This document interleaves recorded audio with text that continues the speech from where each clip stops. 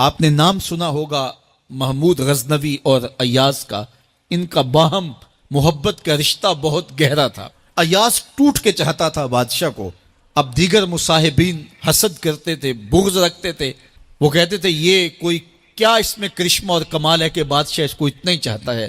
تو بادشاہ جب ان وزراء کا، مشیروں کا حسد حد سے بڑا ہوا دیکھا تو ایک دن سب کو اپنے دربار میں حاضر کیا۔ دربار میں ایک تالاب تھا تو اس میں مٹھی بھر کے موتیوں کی پھینک دی، اور ایک ایک وزیر کو کہا کہ یہ موتی نکال کے لاؤ، اور یہ خیال کرنا کہ تمہارا لباس بھی، تمہارا بدن بھی نہیں بھیگنا چاہیے۔ تو سب نے کہا کہ یہ عجیب بات ہے کہ حوض کی تہ سے موتی نکال کے لائیں اور لباس بھی نہ بھیگے اور بدن بھی نہ بھیگے، یہ تو لازمی ہوگا۔ پھر دوسرے وزیر کو کہتا کہ یہ موتی نکال کے لاؤ، تمہارا لباس بھی نہیں بھیگنا چاہیے، تمہارا بدن بھی نہیں بھیگنا چاہیے۔ تو وہ آگے سے حجت کرتا یہ کیسے ہو سکتا ہے کہ بدن بھی اور لباس بھی نہ بھیگے اور موتی بھی نکال لاؤں؟ تیسرے کو، چوتھے کو، پانچویں کو، ہر ایک آگے سے حجت کرے یہ کیسے ہو سکتا ہے۔ پھر ایاز آ گیا تو بادشاہ نے ایاز کو کہا کہ یہ موتی نکال کے لانے ہیں اور تمہارا لباس بھی اور تمہارا بدن بھی نہیں بھیگنا چاہیے۔ ایاز نے فوراً چھلانگ لگائی اور موتی نکالے۔ جب باہر نکلا تو بدن اور لباس پانی سے نچڑ رہا تھا، تو ایسے موتی بادشاہ کو پیش کیے اور بدن کپ کپا رہا تھا۔ تو بادشاہ بڑے غصے سے کہا کہ ایاز تمہارا بدن بھیگ گیا، تمہارے کپڑے بھی بھیگ گئے، میں نے کہا تھا لباس بھی نہیں بھیگنا چاہیے، کپڑے بھی نہیں بھیگنے چاہیے۔ تو ایاز بڑی لجاجت سے عرض کرنے لگا بادشاہ سلامت، آپ کے دو حکم تھے، ایک یہ کہ موتی نکال کے لانے ہیں، دوسرا حکم یہ تھا کہ لباس اور کپڑے بھیگنے نہیں چاہیے۔ تو ایک حکم میں نے پورا کر دیا ہے، دوسرے کی معافی چاہتا ہوں۔ تو صاحب اللہ نے حضرت انسان کے سینے میں جذبات کا ایک جہاں آباد کیا ہے، شیطان کو بھی انسان کے پیچھے لگا دیا اس کی آزمائش کے لیے، اس کے امتحان کے لیے۔ نفس بھی اس کے اندر موجود، اور دوسری جانب اس کو گناہوں سے منع بھی کیا اور نیکی کی تلقین بھی کی۔ اب کتنی مشکل زندگی ہے حضرت انسان کی، آئی جان شکنجے اندر جویں ویلنے دے وچ گنا، کتنی مشکل زندگی ہے۔ خواہشیں ہیں کہ آوارہ ہیں، آرزویں ہیں کہ بے قابو ہیں، اور دوسری جانب اللہ کا حکم ہے۔ اب کیا کرے؟ تو گناہ کرنے کے بعد پھر اللہ کے حضور توبہ کر لے، جو ممکن ہو وہ نیکی کرے، اور گناہ سے مقدور بچنے کی کوشش کرے، لیکن بشری تقاضوں کے تحت اگر اس سے گناہ کبھی سرزد ہو جائے تو اس پر اکڑے نہ اور اس پہ مصر نہ رہے، اس پہ اصرار نہ کرے، بلکہ فوراً اللہ کے حضور توبہ کرے۔ گناہ کرنے کے بعد بندہ جب توبہ کرتا ہے، التائب من الذنب کمن لا ذنب لہ، تو وہ ایسے ہوتا ہے جس طرح اس نے گناہ کیا ہوا ہی نہیں۔ بندہ 100 بار گناہ کر کے توبہ کرے، اللہ 100 بار معاف فرماتا۔ وہ کریم ہے، 70 ماؤں سے زیادہ پیار کرتا ہے۔ تو بندے اس کی دہلیز پہ جب توبہ کرتے ہیں، رجوع کرتے ہیں اور اس سے معافی مانگتے ہیں، تو وہ یہ نہیں دیکھتا کہ یہ گناہ گار کتنا بڑا ہے، وہ یہ دیکھتا ہے کہ یہ میری دہلیز پہ آیا ہے اور اس کے ما قبل کے سارے گناہ معاف بھی کرتا ہے، بلکہ گناہوں کو بدل کے نیکیوں میں بھی تبدیل کر۔ آئیے اب قرآن مجید میں ان لوگوں کی کہانی بھی پڑھیے جو اپنی زندگی کو اپنے مالک کے نام لگا چکے ہیں، اور ان سے اگر کوئی معاملہ سرزد ہو جاتا ہے تو وہ کس قدر اللہ سے ڈرتے ہیں۔ والذین یؤتون ما آتوا وقلوبہم وجلہ انہم الی ربہم راجعون۔ فرمایا کہ وہ لوگ جب ان سے کوئی خطا سرزد ہو جاتی ہے، کوئی گناہ ہو جاتا ہے، تو ان کے دل لرز جاتے ہیں، خوف خدا سے وہ کانپنے لگ جاتے ہیں۔ انہم الی ربہم راجعون، تو وہ اپنے رب کی طرف رجوع کرنے والے ہوتے ہیں۔ اگر ان سے کبھی کوئی گناہ سرزد ہو جائے، ان سے کوئی غلطی سرزد ہو جائے، تو پھر اس پہ ضد نہیں کرتے، اس پر مصر نہیں ہو جاتے، اس پر حجتیں اور دلیلیں نہیں لاتے، بلکہ وہ کیا کرتے ہیں، فوراً اللہ کے حضور رجوع کرتے ہیں اور معافی مانگتے ہیں۔ اور اللہ کو یہ بہت پسند ہے کہ کوئی مجھ سے معافی مانگے، اور اللہ انہیں معاف کر دیتا ہے۔ اللہ اکبر۔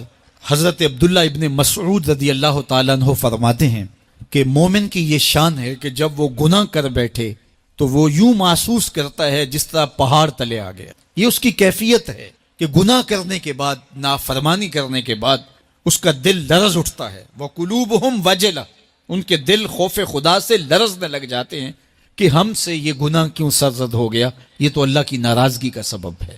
تو حضرت عبداللہ ابن مسعود فرماتے ہیں یوں محسوس کرتے ہیں جس طرح پہاڑ تلے آ گیا ہے اور پہاڑ ابھی گر جائے گا اور انہیں کچل دے گا، تو وہ جلدی جلدی تلافی کرتے ہیں، توبہ کرتے ہیں، رجوع اللہ کرتے ہیں تاکہ ہمارا گناہ معاف ہو جائے۔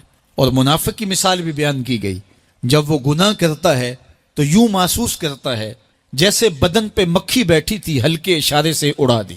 سویر سے لے کر شام تک کتنی بار ہم اپنے بدن پہ بیٹھی مکھیاں اڑا دیتے ہیں اور ہمیں شام کو یاد بھی نہیں ہوتا کہ یہ عمل ہم نے کتنی بار کیا۔ میں اور آپ اپنے اندر اتر کر کے دیکھ سکتے ہیں ہماری کیفیت باطن کیا ہے۔ نمازیں چھوڑی، جھوٹ بولا، غیبت کی، چغلی کی، کسی کا دل دکھایا، کسی کو تکلیف دی، گالی گلوچ کیا، سب و شتم کیا، سویر سے شام تک کیا کیا گناہ کیے، کبھی خیال بھٹکے، کبھی سوچیں آوارہ ہوئیں، کبھی نگاہوں نے بدکاریاں کی، کبھی زبان نے جرم کیے، اور شام کو ہمیں یاد بھی نہیں ہوتا کہ آج ہم نے کیا کیا جرائم کیے، آج ہم نے کیا کیا گناہ کیے۔ اگر ہماری یہ کیفیت ہے تو یہ عملی نفاق ہے کہ بدن پہ مکھی بیٹھی اور اڑا دی۔ اور اگر ہماری کیفیت یہ ہے کہ گناہ کے بعد یہ محسوس ہوتا ہے کہ ہم پہاڑ تلے آ گئے اور اللہ کی ناراضگی ہم نے مول لے لیے اور جلدی جلدی توبہ کر کے رجوع کرنے کی جانب بڑھتے ہیں، تو پھر مبارک ہو، نہیں تو مجھے اور آپ کو اپنا محاسبہ کرنا چاہیے۔ ہمارے دلوں پر زنگ چڑھ گئے ہیں اور ہماری کیفیت یہ ہو گئی ہے کہ گناہ کرنے کے بعد بھی ہم ڈٹے رہتے ہیں، جبکہ زندگی اصحاب رسول کی دیکھیے ان سے بھی کبھی کوئی خطا سرزد ہو جاتی تو وہ فوراً اس گناہ کی تلافی کے لیے حضور کی بارگاہ میں حاضر ہو جاتے۔ حضرت ابو لبابہ رضی اللہ تعالیٰ عنہ نے اپنے آپ کو مسجد نبوی کے ستون کے ساتھ بندھوا دیا اور کہا کہ جب تک میری معافی نہیں ہوگی تب تک اپنے آپ کو کھلواؤں گا نہیں۔ اور پھر جب ان کی بخشش کا اعلان ہوا تو پھر حضور کے ہاتھوں سے اپنے آپ کو انہوں نے کھلوایا۔ ایک خاتون حضور کی خدمت میں حاضر ہوئی اور عرض کی، یا رسول اللہ صلی اللہ علیہ وسلم، مجھ سے بدکاری سرزد ہو گئی ہے اور میرے پیٹ میں بچہ ہے، اور میں چاہتی ہوں کہ آخرت کی سزا کی بجائے دنیا کے اوپر اس کی سزا مجھے دے دی جائے تاکہ میں پاک ہو جاؤں اور صاف ہو جاؤں، کیونکہ آخرت کی سزائیں بہت سخت ہیں۔ اللہ کے محبوب علیہ السلام نے جبریل امین سے ایک دن پوچھا تھا، مجھے جہنم کے عذابوں کا ذکر سناؤ، تو عرض کی، یا رسول اللہ صلی اللہ علیہ وسلم، سب سے ہلکا عذاب، اخف العذاب، ہلکا ترین عذاب یہ ہے کہ جہنمی کے پاؤں میں آگ کے جوتے رکھے جائیں گے، باقی اس کے پورے بدن پہ آگ نہیں ہوگی، صرف آگ کے جوتے اس کو پہنائے جائیں گے، لیکن اس کی حدت، گرمی اور شدت اتنی ہوگی، یغلی منہما دماغہ، اس کی شدت سے اس کا دماغ پگھل کر ناک اور کانوں کے ذریعے سے باہر آنا شروع ہو جائے گا۔ یہ سب سے ہلکے عذاب کی کیفیت، اور جو عذاب سخت ہیں، الیاذ باللہ، اللہ تعالیٰ قرآن مجید میں فرماتا ہے، ثم لا يموت فیہا ولا یحیا، اس بڑے عذاب کا ذکر کیا جو جہنمیوں کو دیا جائے گا، فرمایا اس عذاب کی کیفیت یہ ہوگی، بندہ نہ جیے گا نہ مرے گا۔ جیے گا اس لیے نہیں کہ آگے اور پیچھے، دائیں اور بائیں آگ ہی آگ ہوگی، تو اس آگ میں جینا کو جینا تو نہیں ہوگا، اور مرے گا اس لیے نہیں کہ موت کو موت آ چکے۔ جنت میں جنتیوں کو ایک ہی ڈر اور خدشہ ہوگا کہیں موت نہ آ جائے، اور جہنمیوں کو ایک ہی امید ہوگی کہیں موت آ جائے اور جان چھوٹ جائے۔ اللہ تعالیٰ مینڈے کی شکل میں موت کو لائے گا اور موت کو ذبح کیا جائے، جنتی جنت سے اور جہنمی جہنم سے دیکھ رہے ہوں گے۔ جب موت کو ذبح کر دیا جائے گا، اب موت نہیں ہے، تو جنتی اتنے خوش ہو جائیں گے کہ اگر موت کو موت نہ آئی ہوتی تو یہ خوشی سے مر جاتے، اور جہنمی اتنے مایوس، دکھی اور پریشان ہوں گے کہ اگر موت کو موت نہ آئی ہوتی تو یہ صدمے سے مر جاتے۔ تو وہ کتنا سخت عذاب ہوگا، الیاذ باللہ، کہ ہلکے ترین عذاب کی کیفیت یہ ہے کہ پاؤں میں آگ کا جوتا اور دماغ پگھل کے ناک اور کانوں کے راستے سے باہر آ جائے۔ تو اس نے عرض کی، یا رسول اللہ صلی اللہ علیہ وسلم، میرے اوپر حد جاری کر دیجئے۔ اور اس نے کہا کہ میرے پیٹ میں جو ہے وہ بچہ ہے۔ اللہ کے محبوب علیہ السلام نے فرمایا، جاؤ جب بچہ پیدا ہو تو پھر آنا۔ وہ چلی گئی، تو جب بچہ پیدا ہوا تو گود میں اٹھائے پھر حضور کی خدمت میں حاضر ہوئی اور عرض کی، یا رسول اللہ، یہ ہے بچہ جو میں نے گناہ کیا تھا، بدکاری کی تھی، آج یہ اس کی نشانی ہے۔ تو اللہ کے محبوب علیہ السلام نے فرمایا کہ اسے لے جاؤ اور اسے دودھ پلاؤ، اور جب یہ کچھ کھانے پینے لگ جائے گا تو پھر آنا۔ تو تھوڑی دیر کے بعد، کچھ دنوں کے بعد، وہ دوبارہ حاضر ہوئی اور اس نے اس بچے کے ہاتھ میں روٹی کا ٹکڑا دیا ہوا تھا اور عرض کی یا رسول اللہ دیکھ لیجئے اب یہ روٹی کھانے لگ گیا ہے۔ اللہ اکبر۔ تو اللہ کے محبوب نے فرمایا انہیں لے جاؤ اور جا کے انہیں سنگسار کر دو۔ اس کی یہ حد بنتی تھی، اس کو سنگسار کیا اور اس نے خود یہ سزا اپنے لیے قبول کی۔ ماعز ابن مالک اسلمی عرض کی یا رسول اللہ طہرنی، مجھے پاک کر دیجئے۔ میرے حضور نے فرمایا جاؤ اللہ سے معافی مانگو۔ وہ گئے اور معافی مانگی، بے چینی اتنی تھی، پھر آ گئے اور عرض کی طہرنی یا رسول اللہ، حضور مجھے پاک کر دیجئے۔ فرمایا جاؤ اللہ سے معافی مانگو۔ وہ گئے، معافی مانگی، پھر پلٹ آئے، تیسری مرتبہ، چوتھی مرتبہ۔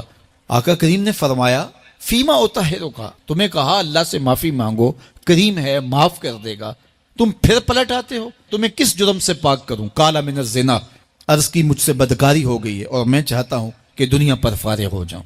حضور نے فرمایا کہ اس کا توازن عقلی تو ٹھیک ہے، عرض کی حضور صحیح الحواس ہے۔ کہا کہ یہ نشے میں تو نہیں کہہ رہا، کسی نے اٹھ کے منہ سونگا، کہا حضور ایسی بات بھی نہیں ہے۔ فرمایا تم سوچ لو کیا کہہ رہے ہو؟ کہا حضور جو میں کہہ رہا ہوں وہ سچ کہہ رہا ہوں، مجھ سے گناہ سرزد ہو گیا اور میں چاہتا ہوں کہ دنیا پر ہی فارغ ہو جاؤں۔ اللہ کے محبوب علیہ السلام نے فرمایا کہ انہیں سنگسار کر دو۔ ماعز ابن مالک اسلمی کو سنگسار کر دیا گیا۔ جب ان کا جنازہ اٹھا تو حضور بھی جنازے کے جلوس میں تھے۔ کسی کی زبان سے نکلا لو ماعز نے گناہ کیا تھا، بس یہ بات سننے کی دیر تھی، اللہ کے محبوب کے چہرے پہ جلال آ گیا۔